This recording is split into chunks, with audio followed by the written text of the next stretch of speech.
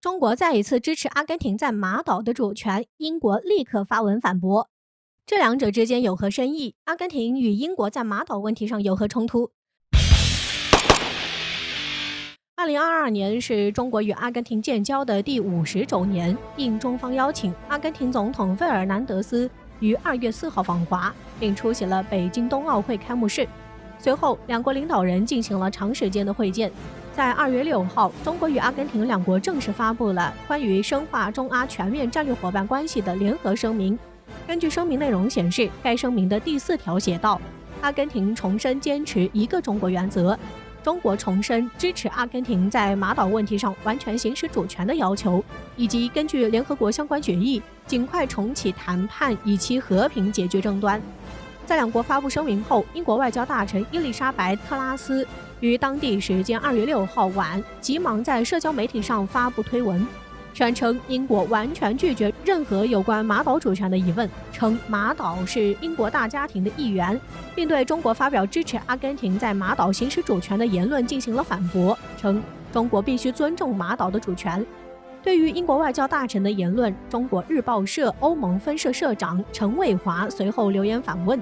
但是英国就可以派军舰来挑战中国在南海的主权？至少中国还没有派海军去马岛附近，或者你所说的福克兰群岛。这一发言引起了许多网友的一致点赞，中英两国的隔空对话也引起了国际上的广泛关注。那么，阿根廷与英国在马岛问题上的冲突有着怎样的历史？中国为何主动支持阿根廷对于马岛的主权？这一举动有着怎样的意义？对于英国的回应，我们又该如何评价呢？值得一提的是，这并不是中国第一次提出支持阿根廷在马岛行使主权。2021年6月，在联合国大会非殖民化特别委员会就阿根廷与英国争议的马岛的议场会议上，参会的中国驻联合国大使耿爽发言，强调了中国坚定支持阿根廷对马岛主权的正当要求。这一发言可谓是让以美国和英国为首的西方国家都感到震惊。大家可以想象一下，在联合国大会如此正式的场合下，还是非殖民化特别委员会，世界各国正在讨论关于马岛的主权问题，中国立马表明了自己的态度，支持阿根廷在马岛的主权。这是实实在在地打了英国一个嘴巴子。而英国跟着谁后面跑的呢？美国。中国这一发言就是在正面上与以美国为首的西方国家产生对立。这意味着什么？这意味着中国将西方的殖民主义和相关的历史遗留问题当着美国与英国等西方国家的面摊开来说。马岛问题本质上就是殖民问题，中国支持阿根廷在马岛的主权，就是坚决抵制西方国家的殖民主义。马岛全称马尔维纳斯群岛，是一个位于南大西洋的群岛。在阿根廷和中国的地图上都是以马尔维纳斯群岛命名该岛，但在英国的地图上，该岛被称为福克兰群岛。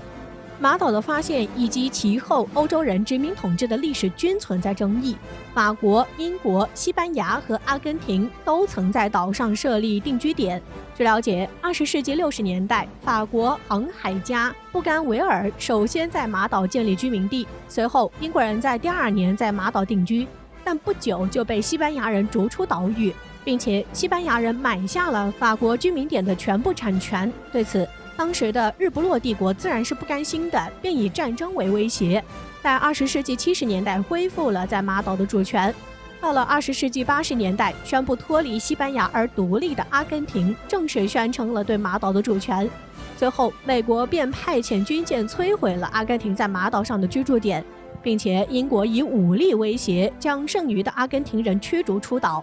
在80年代末期，马岛正式成为了英国的殖民地，并开始系统的驱逐岛上的原住民。但马岛主权的问题依然存在较大的争议。第2次世界大战后，马岛主权的归属问题被转移到了联合国。联合国召开非殖民化特别委员会，希望能够通过和平来解决纷争，但旷日持久的争论并没有得出结果。加之英国不断在马岛问题上混淆视听、编造事实，最后20世纪90年代，阿根廷政府决定用武力收复马岛，从而爆发了马岛战争，英国称为福克兰群岛战争。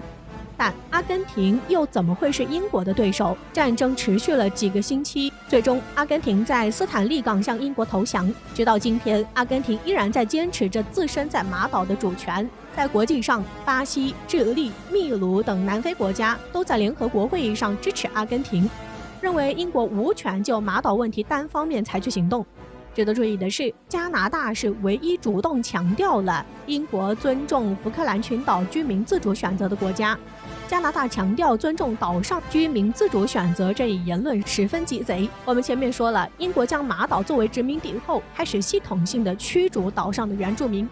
在1个世纪之后，马岛上的居民全都是英国人的后裔。嘴上说着尊重岛上居民的自主选择，其实还是支持英国的殖民统治。而美国很聪明的对此问题未发表任何看法，但一直在背地里帮助英国。所以马岛问题就是上世纪西方国家殖民统治的历史遗留问题。如今中国再次重申阿根廷在马岛的主权，并与阿根廷联合发表声明，在国际上支持并肯定阿根廷。这一行为就是在给英国，给以美国为首的西方资本主义国家一个漂亮的嘴巴子，让他们认识到，如今的中国已经不是上世纪的中国。英国3番5次的在香港问题上与中国冲突不断，那中国就要在马岛问题上极力抵制英国。而英国还好意思发言称，中国必须尊重马岛的主权。就像中国日报社欧盟分社社长陈伟华说的那样，英国就可以开着军舰来挑战中国的主权。去年10月份，英国伊丽莎白女王号航母打击群与来自美国、澳大利亚和日本的舰艇及军机进行了联合演习，并且英国航母不远万里来到中国南海海域刷存在感，已经侵犯了中国的主权。而这次英国却站出来回应，中国应该尊重领土主权，只是再没有任何的权威。对此，中国外交部发言人吴谦也表示，我们不应针对第三方，不应干扰地区国家维护和平稳定的努力。中国军队将采取一切必要手段予以坚决有效应对。这次的中国和阿根廷的联合声明，阿根廷也表示了坚持支持一个中国原则。中国与阿根廷的关系也愈加紧密。其实，从上世纪50年代开始，时任中国国家主席毛泽东的著作与思想就已经在拉美广泛传播。毛泽东选集也影响了不止一代拉美左翼青年。阿根廷著名足球巨星迭戈·马拉多纳曾经就说过，全世界都会成为美国的殖民地，不，起码中国不会。可以说，中国的坚定捍卫民族领土主权的形象已经在国际上根深蒂固。中国也一直是以反对帝国主义和殖民主义为政治基本目标。马岛问题作为西方国家殖民统治的遗留问题，中国自然也必然采取极力反对的态度，对其进行强烈的声讨。